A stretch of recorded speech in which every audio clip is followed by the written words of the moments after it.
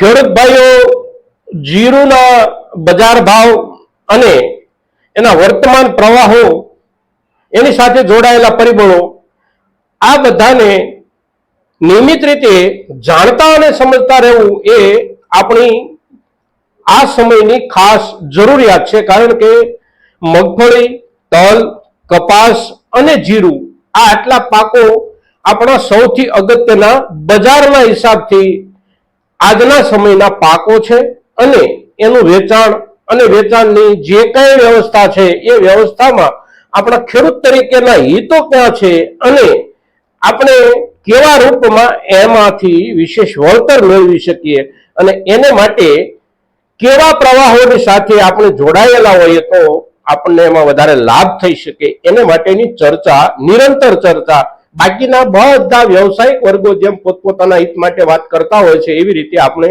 ખેડૂતોએ પણ કરતી રહેવી જોઈએ, આપણી જરૂરિયાત છે। મિત્રો, તો આજના દિવસે આજે મે મહિનાની છેલ્લી તારીખ છે, 31 તારીખ છે અને વીતેલું જે અઠવાડિયું છે એનો આજનો 5મો દિવસ છે કામકાજનો અને આજના દિવસમાં બજારની શરૂઆતો જે થઈ ગઈ છે એને ધ્યાનમાં લઈ અને જીરું આજે ક્યાં છે અને આજે જે છે જે જગ્યાએ એ કેવા કારણોસર છે અને આગળના દિવસોમાં એવરેજ શું રહેશે 2 થી 5 દિવસ કે 7 દિવસ આવતા અઠવાડિયા દરમિયાનમાં એના માટે આપણને જે કંઈ બજારના ધોરણે, પ્રવાહોના ધોરણે જે સમજાય છે એની ચર્ચા આપણે આ વિડીયોમાં કરીએ છીએ। મિત્રો, તો આ વિડીયોમાં આપ સૌ બન્યા રહેજો।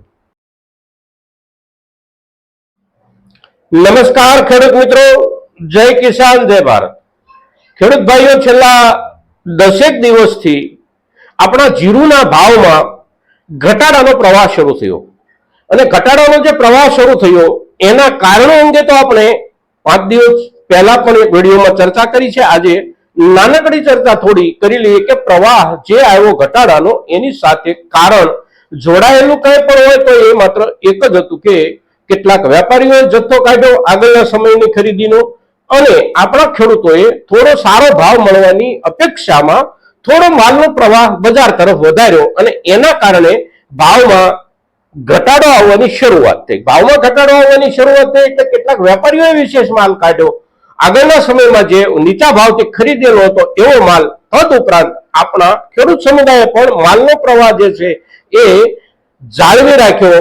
તો એના કારણે ભાવ દબાવવાની શરૂઆત જે થઈ 10 દિવસ પહેલા એ ગયા અઠવાડિયા દરમિયાન ચાલુ રહી અને આ અઠવાડિયાની શરૂઆતના દિવસોમાં પણ ચાલુ રહી, પણ આ અઠવાડિયાની શરૂઆતના દિવસોમાં ઘટવાનું પ્રમાણ ધીમે ધીમે ઓછું થયું અને એનું કારણ કે વેપારીઓએ જે માલ કાઢ્યો તો વેપારીઓ પાસે જાજો માલ ન હોવાના કારણે એમના માલમાં પણ થોડી ઘટ આવી બજાર સુધી પહોંચવામાં અને આપણે ખેડૂતો જે સજાગતાપૂર્વક ચાલ્યા હતા અત્યાર સુધી એ જ સજાગતા સાથે પાછો માલમાં કાપ મૂકી દીધો। માલમાં જે કાપ મૂક્યો એના જે આંકડાઓ આજની તારીખમાં આપણને મળી રહ્યા છે એ એવા છે કે ગઈકાલ, પરમ દિવસ એટલે કે પરમ દિવસથી આપણે શરૂ કરીએ તો પરમ દિવસ, ગઈકાલ અને આજે શુક્રવારના દિવસે આપણા ઊંઝા માર્કેટ યાર્ડમાં પણ આજના દિવસમાં માલની આવક ખૂબ ઓછી હોવાના સમાચારો મળી રહ્યા છે। રાજસ્થાનના મુખ્ય બજારો જે કોઈ છે કે કોટા મંડી હોય,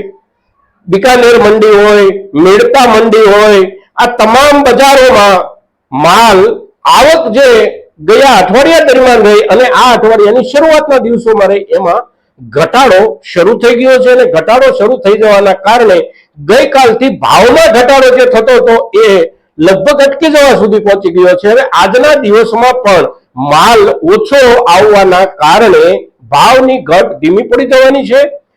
આ વર્ષમાં જે ચમત્કારિક કામ ખેડૂતોએ કર્યું છે એ છે જીરાના માલને પકડી અને બજારને પોતાની ગણતરી પ્રમાણે ચલાવવાનું।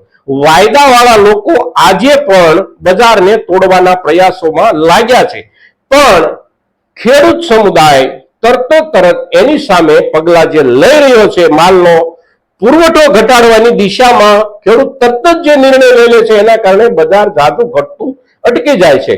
આપણા ગુજરાત અને સૌરાષ્ટ્રના માર્કેટ યાર્ડોમાં આપણે 20 કિલોના ભાવથી માર્કેટમાં વેચાણ અને વેપાર થાય છે તો વધારાના જે પ્રવાહો હતા એ લગભગ 6000 અને 6200 સુધી પહોંચ્યા હતા સારા માલમાં તો એમાં જે 500 રૂપિયા કે 600 રૂપિયાનો ઘટાડો આવ્યો છે વિતેલા 10 દિવસ દરમિયાન, એ ઘટાડો હવે ત્યાં રોકાઈ ગયો છે. બહુ નીચે જવાની સંભાવનાઓ ઓછી છે, માલમાં ઘટ થવા માંડી છે. તો આગામી દિવસોમાં ધીમી પ્રક્રિયામાં માલ બજાર સુધી આવતો રહેશે તો ભાવ ઘટતો અટકી જશે અને લાંબા ગાળે ખેડૂતો હજી પણ પકડ કરી રાખશે તો ભાવમાં સુધારાની શક્યતા છે.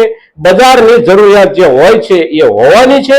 બજારની જરૂરિયાતને સટ્ટાબાજો સાથે કાંઈ લેવા દેવા નથી. આટલી વાત આપણે ખેડૂતોએ યાદ રાખવાની છે મિત્રો. દાખલા તરીકે ખીચડી કોઈએ રાંધવી છે તો એમાં મગ જોઈશે. સટ્ટા બજારના આધારે ખીચડી બની ન શકે. ખીચડી બનાવવા માટે ખેડૂતના મગ ખરીદવા જ પડે.